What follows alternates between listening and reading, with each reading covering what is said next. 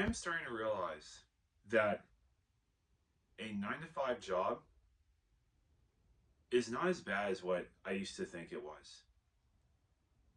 I'm really starting to realize that now. Like, it's just, I used to see, I've actually been seeing video after video of basically saying, do not quit your job. Life is not a joke. Do not quit your 9 to 5 for your side hustle. Life is not a joke. Do not quit your 9 to 5 for social media. Social media influencers are going back to their 9 to 5s. I mean, I started my business, in which I am going to keep going with basically, but I basically screwed up. And this is normal within business. It's normal to make mistakes. And I felt terrible for that, even though I knew that I would make a mistake eventually. And I made my first mistake, even when I got my first sale. And basically, what it has taught me is we have to basically pick our hard. Our hard, which is our con, because there's pros and cons, is the pros of running a business. Unlimited amounts of income. If you get successful, let's say if it really explodes and pops off, location freedom, financial freedom, time freedom. That's when you can actually start hiring people. And it depends on the business. The cons of running a business: lack of freedom, literally, actually, lack of freedom. Sometimes you can actually, not sometimes, a lot of times. I've known small business owners, hell, I've even known medium sized business owners who are basically slaves to their business. Literally, like they can't spend time with family, friends, marriage is dissolving, marriage is falling apart. It just, and I've seen this for both men and women, male and female entrepreneurs and business owners. I have. So basically, it's not guaranteed, is the third con, I would have to say. Business is definitely not guaranteed. Job is not guaranteed, but the guarantee percentage rate, I would have to say, when it comes to stability, is actually higher when it comes to a job. And the reason why I say that is because you're an employee. That's basically the case. Now, the pros for a 9 to 5 are stability, paycheck comes every 2 weeks, stable income, bi weekly. New place I started working at, a ski resort. And there's also more I want to tell about that, as the experiences of meeting very high net worth individuals, like just decamillionaires, even a centimillionaire, basically, that I recently met. I'm not going to name drop because I want anonymity at the place that I work at, plus privacy, but basically the pros of a 9 to 5 are stability, bi-weekly or weekly check that comes. Another pro is, depending on the place that you go, basically you can have benefits depending on that place, basically. And another thing that I'd like to say is, once you've done your 8 hours or once you've done your shift, clock out. That's it. You're done. Go home, rest. You know, take a deep sigh of relief. I did it. I worked. Stability, stable income. More stable than a business. I'm gonna tell you guys this right now. Business owners do not have work-life balance. They don't. They don't at all. Like even your drop shippers, even these like supposed masculine alpha male, red pill gurus, like, no. Like, these people do not have stable, like, oh, you can have location for, I only work 2 hours a day. You see in those fucking stupid, infomercials and crap, No. Like, that is so far from the reality. I mean, my business is actually dropship. And I was theoretically thinking about this, and I'm like, holy Christ, if I did as many clients as he did, I would actually be working more hours behind a computer with eye strain and headaches, basically more stress than I would actually be working at a regular job where I have a stable income basically that comes in. where there's a higher percentage of guaranteed reward basically from when I contribute my labor for wages, basically, since that's capitalism. And I basically have realized, like, it depends on really what you are. I mean, for me, I've always been a middle person. I've always felt like I've been a middle person. I've never been biased on a lot of things. I've always been in the middle for many things, like big pharma or homeopathy. I'm in the middle of. My mom, she's super anti big pharma, like super. It just, I've met people that are super anti homeopathic, but super pro big pharma. I've always been in the middle. Like that's basically the example of where I've always been. So basically, I've realized that people have to pick their heart. People have to pick the sacrifices. Am I willing to be a business owner for the sacrifices of my time freedom? Which is true. There is a sacrifice of time freedom. There's also a sacrifice of time freedom when it comes to the 9 to 5, but let's be real. You're able to clock out. You're able to go home. You're able to go to sleep. Business owners can't go to sleep. They cannot go to sleep. Like, it's a lot of times people will become slaves to their business. They will say, like they said, oh, I just want to be a business owner. I want to escape the 9 to 5. And guess what? They escaped the 9 to 5. Business is taking off. But guess what? I got to work all that much harder, basically. Oh, business is slowing down? Oh, shit. I got to work even harder now, basically. I mean, I've met business owners. I work in the restaurant industry. And I'm just going to say this right now. I have met small business owners who are restaurateurs. And you would be surprised how little money they're making. A lot of the times, they're just paying rent. They're just paying, like, yes, they're owners. It's like flashy to say, oh, we're business owners. We're restaurateurs. It's like all marketing blitz and stuff like that, basically. But I knew a restaurant owner. After expenses, he was taking home $25,000. That's it. That is it. His wife literally had to go and get a second job just so they could have supplemental income. She was making more than him. She was making 45, literally. And that's being the supposed entrepreneur and I escaped the 9 to 5 basically. And no, like, you actually became a slave to money. You became a slave to the market. I'm not saying that that's so much different from the worker who's a 9 to 5. I guess you gotta show up to work. You gotta be on time. You also have to be on time for your business as well, though. There are certain points and areas during and throughout the day of which customers are more likely to buy. You also actually have to be on time.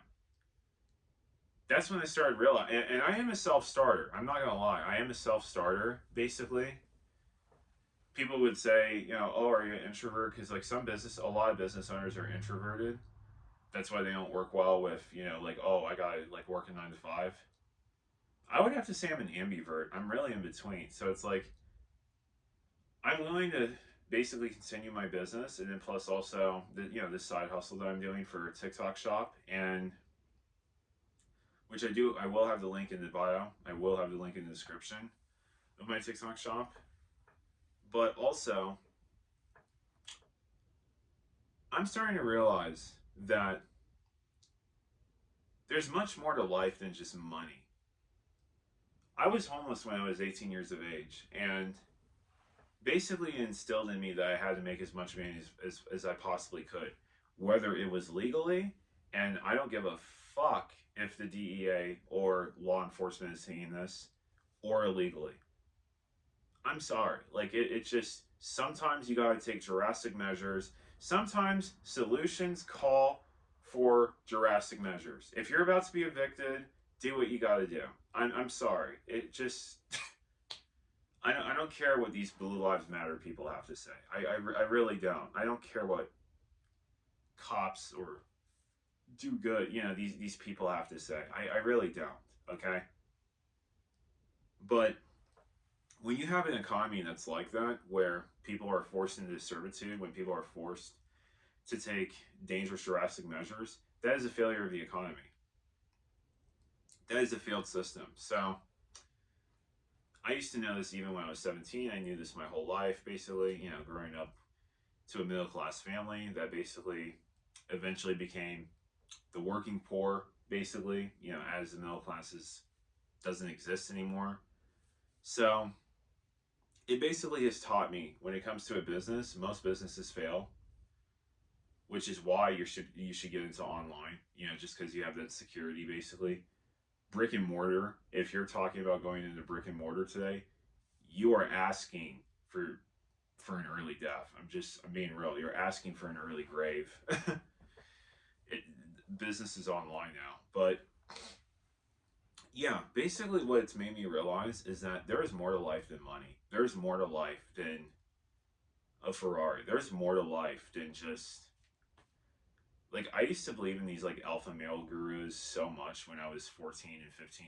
And guys, just mind you, I was a red pillar way before Andrew Tate. Like I just all I was like on Sneako's level. Like 13, 14, 15. I was a red pillar at 14 years old. Like just so I bought into all this like, hyper masculine, testosterone charged, basically misogyny on the internet when it comes to women, or capitalist rhetoric when it comes to, men are vulnerable and worthless if they don't make an X amount of money. Like it just fucking stupid shit, basically. And I'm just and the reason why I'm saying that there's more to life than money is because I started working my neck at this ski resort, and I have met three very high net worth individuals. One was worth 45 million. The other one was worth 126 million. That is the centimillionaire. That's the richest. There's probably a billionaire who I'm probably gonna meet, maybe or maybe not. I'll probably meet one of these days, basically. Before ski season ends. Who knows?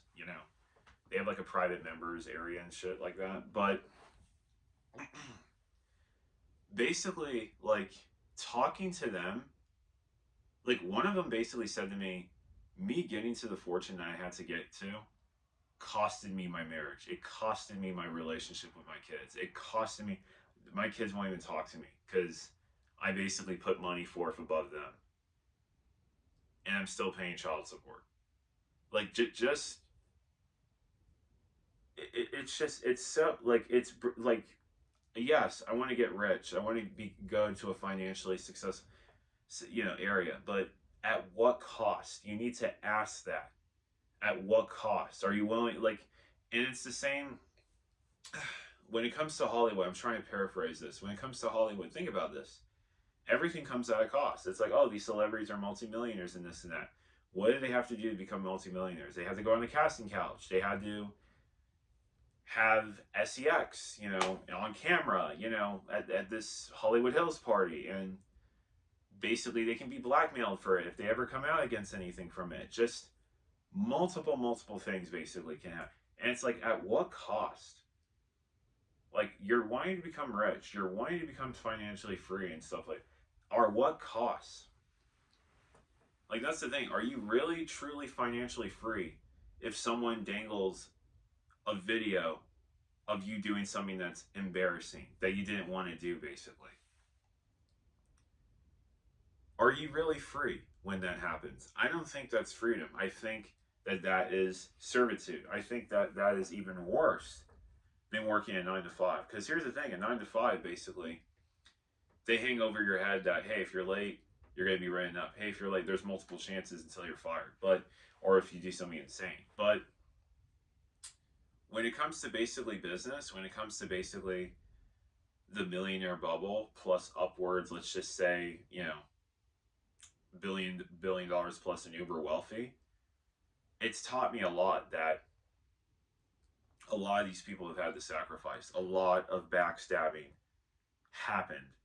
Like, I was watching this video of this ex multi-millionaire, like owned 20 restaurants, 30 years of experience as a grand restaurateur, basically. Part of the Rotary Club, just so much experience within running business within the restaurant and hospitality. So much fucking experience. And what happened was they started losing money. People started stealing their money. Accountants started stealing their money.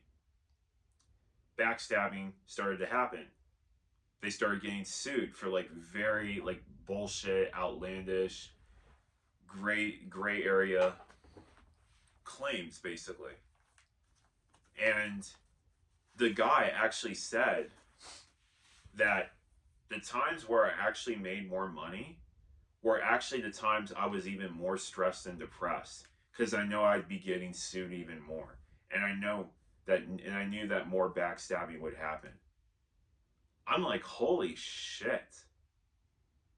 Like, I thought it was like you become a millionaire and that's it. You know, you got the Ferrari, you got the yachts, you got the girls, you got the, you got the dinner parties, the galas, you have all this stuff, you got the private jets. I used to think all this, like, yes, that's an accessory of it, that's part of it, but it's like at what cost? And there was this one person who I was talking to, which was at the place that I worked at, and he basically said, I don't have any friends. I literally don't have any friends. That's what he said to me. None of them say, how are you? None of them, like, all they talk about is money. All they talk about is money. Can you imagine that? Like, you wake up in the morning, it's like you have a neighbor and this and that, and all your neighbor says is, hey, not good morning. Hey, how are you doing? Hey, I saw your kid. He was riding a tricycle. Hey, where did you get that tricycle for my kid? Like, nothing like what average people have and conversate with. You know how like an average middle class family in like a suburb or HOA basically like talks and conversates with each other? It's a lot more genuine. They're just talking about money, money, money, money. Just stocks, IRAs, Roths, index funds. Like it's always about money. Like, that's the thing. That was literally what he said to me. Like, that's all they talk about with me. Like, for you, I'm able to talk with you about life experiences, low points in our lives and stuff like that, high points within our lives, where we're looking forward towards in the future. And this was a dude that was worth $22 million. Like, literally, he invited me over right next to him. I remember I was like, hey, that's a really nice car and this and that. Like, I just saw it and was like, and just, how are you doing? That's it. And he literally said, I haven't heard anybody say that to me in years. How are you doing? How are you? Literally. I've had to ask other people that, basically. Because he literally invited me to a charcuterie bar. And he paid for it. I was actually refusing at first, because it's like a really expensive, like a private, but he actually invited me. He actually paid the tab. I remember looking back, like a couple of weeks ago, like looking back basically, and looking at the charcuterie bar. The charcuterie bar, this was the entree. The entree came out to $1,300. I'm just like, and I never asked for anything. I never asked for this or that. He just gave it. He literally just invited me and let me have a little with him, basically. And that was it. That was when I started it's like all the things when I was a kid. Just, I need the cars. I need the women. I need 10 rows of what, like, let's be real. When we're, like, us men, when we're kids, when we're 14, 15 years of age, we're not thinking up here. We're thinking down here, okay? We're thinking down here. And it's like, it's made me realize, why would I actually go for a woman that only values me for the car that I drive? Why would I go for a woman that only values me for the house that I have? Unless if my house is filthy. And I've met filthy rich people. I'm not kidding. Like, you'd be shocked. I mean, seriously, I remember, like, I went to these Asians' house, and they were loaded. They were like crazy rich Asian, loaded, basically. And I cleaned their fridge for free. I'm like, this is fucking disgusting. And I remember just cleaning their fridge. They were like, wait, what happened? I was like, okay, here's your food, everything right there and there. And it was like, oh, thank you. Nobody has cleaned our fridge. It's just we've been too busy, and the maid hasn't came by to clean our fridge, and so thank you. And they actually gave us 2 free nights within our Airbnb. Like, I remember this, and this dude owned a mansion. Like, this dude was loaded. Like, just Los Angeles, 6,000 square foot mansion, loaded. I mean, pool in the backyard, loaded. Just he was one of those immigrants that basically made it big in America. But it's just basically looking back over the last couple of weeks. The question you need to ask yourself is this: it's to not equate yourself towards money. It's to not equate your, because here's the thing: society wants you to do that. Society wants, especially men, definitely men. They want men to equate how much and how valuable they are when it comes to how much they make. That's the whole point. That's what keeps men away from women. That's what don't even go up to her. Don't even talk to her. Don't even. I don't make enough to even speak to you. That's the truth. That's how most men feel.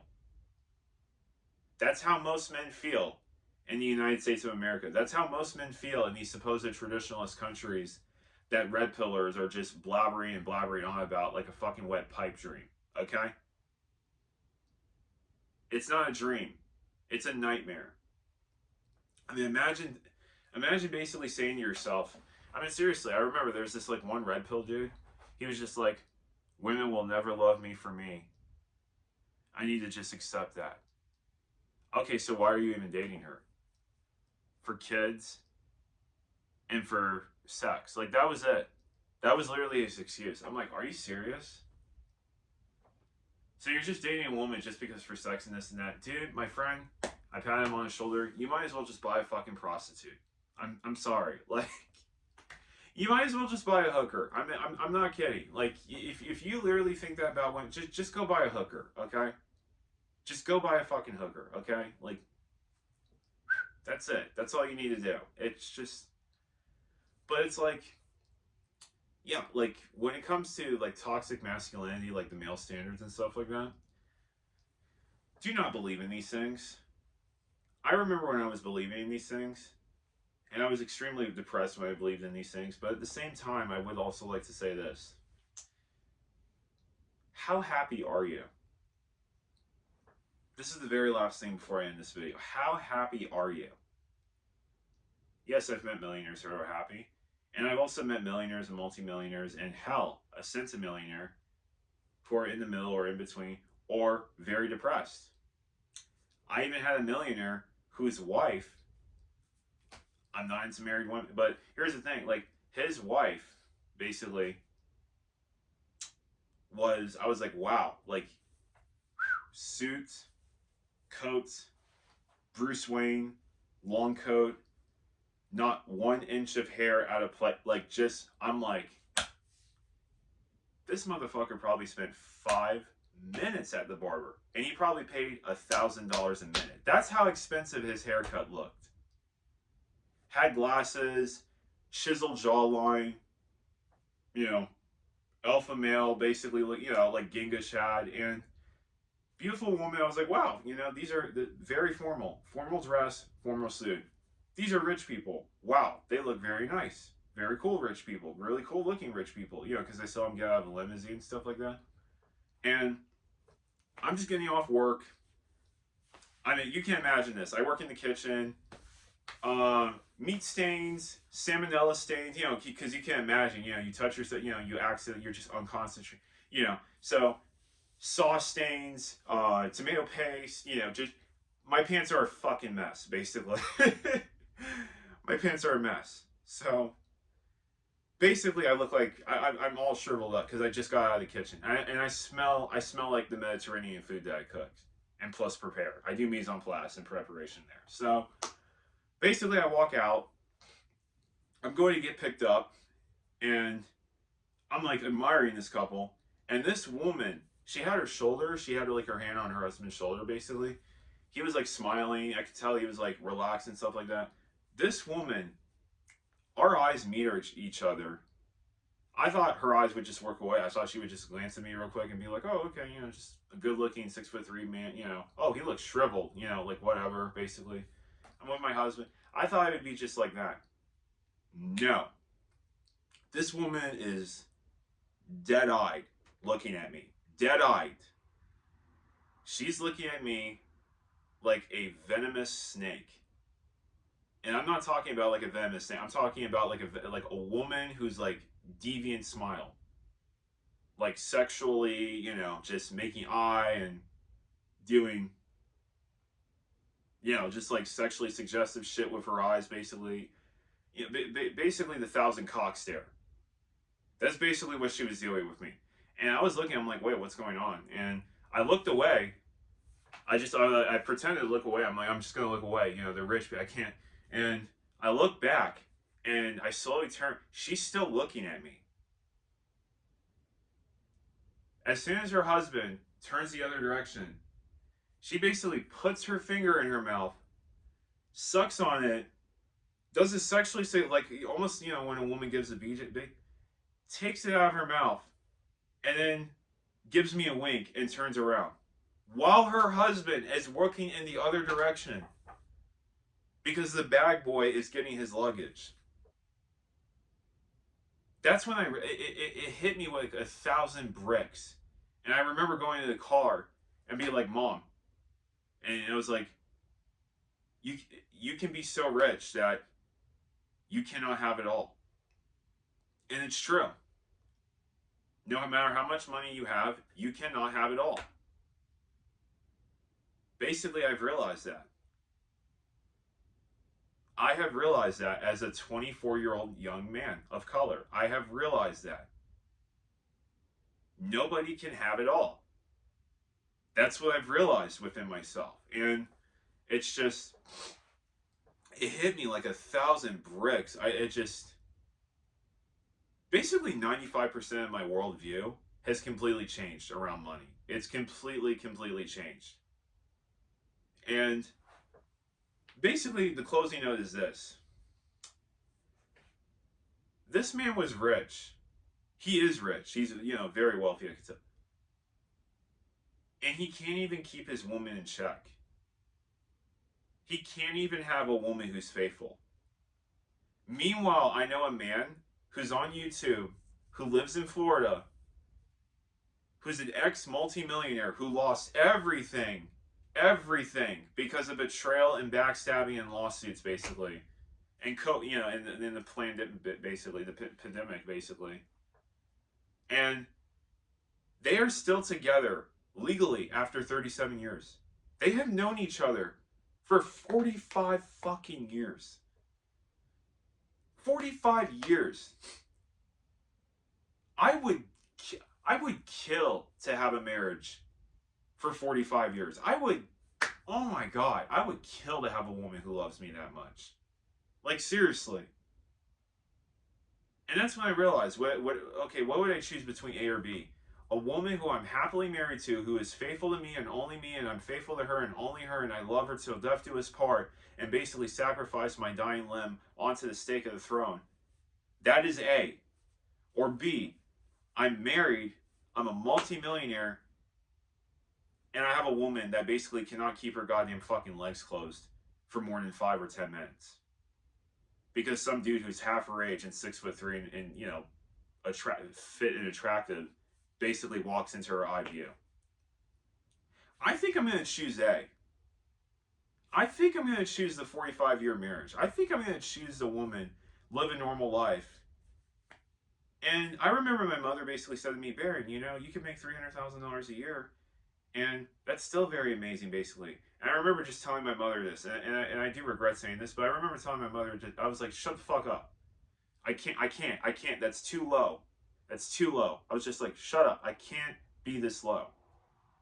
And no, I definitely, like, I apologized to her even then, even previous, which I do again. I do apologize to my mother. But when it comes to basically just the amount of self-hatred plus the self-loathing I had when it came around money, it was very bad.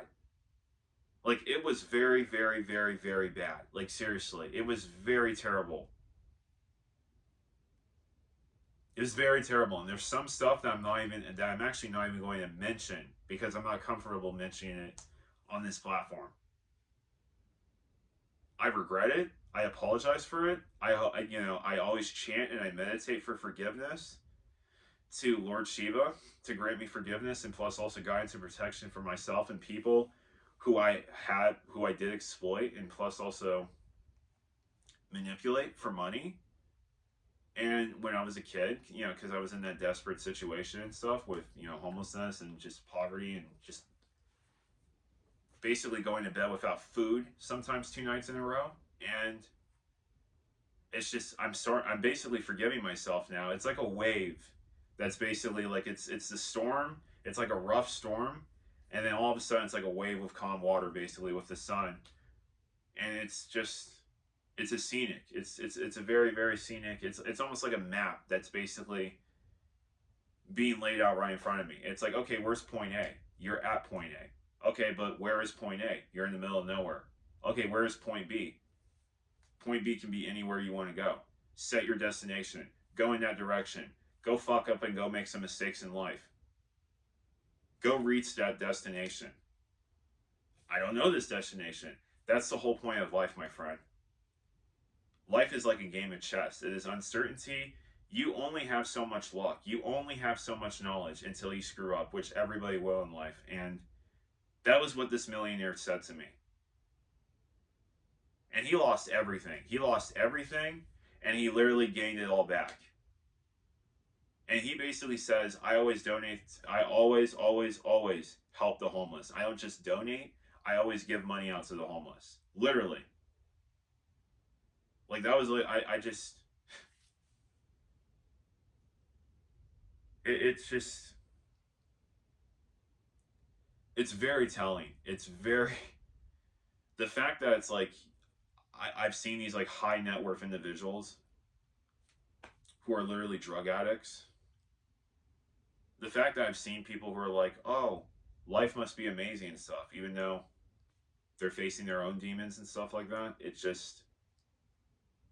It makes me really, really be thankful and gratitude. Like, okay, yes, I'm paying off a house. Yes, the interest is stupidly high. Yes, I need to fix some things in this house, which are going to be costly and this and that. But I also remember where I came from. I also remember the lowest point in my life financially, which was me being homeless. Plus the rekindled relationship with my father, God rest his soul. So, this is just my message to a lot of men who are in their 20s right now. You are going to be lied to, okay? You're probably being lied to right now, and you're not going to like what I'm going to say, but you need to turn off YouTube and you need to go experience the real world, okay? Get punched around, get beat up, get a few black eyes, get a few busted lips, emotionally, mentally, hell, even physically. I got hit by a car 2 years ago. Get battered up. These are learning lessons that I'm just going to say to you right now. I can tell you these, but I can't show you.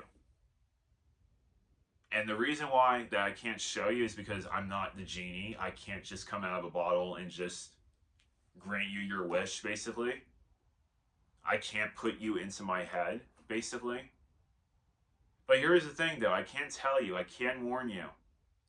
It's up to your wisdom and plus your ego shedding for you to shed your ego. It's when you shed your ego, you basically expose your wisdom. It is up to your ego shedding, which will heighten your wisdom, to basically listen to others, because that is what wisdom is. Wisdom is taking knowledge from others and plus also experiences and not making the same mistakes or not making a bigger mistake or as big as a mistake as what those other people made. That is what wisdom is. I know there's other meanings to it, but that is my example of wisdom. But if you don't believe me, I understand. I was just like you. I was 16 years of age. I was a hot, horny, fucking teenager on testosterone at that age. So I definitely understand completely. And it's just, I just want to, like I said, I want to thank all the people within my life who basically believed in me. And I'm I'm just going to say this to you right now. I also want to thank the people that were supposedly in my life that basically backstabbed me, because it basically teaches me, okay, there are certain people with certain character traits who I will not trust again.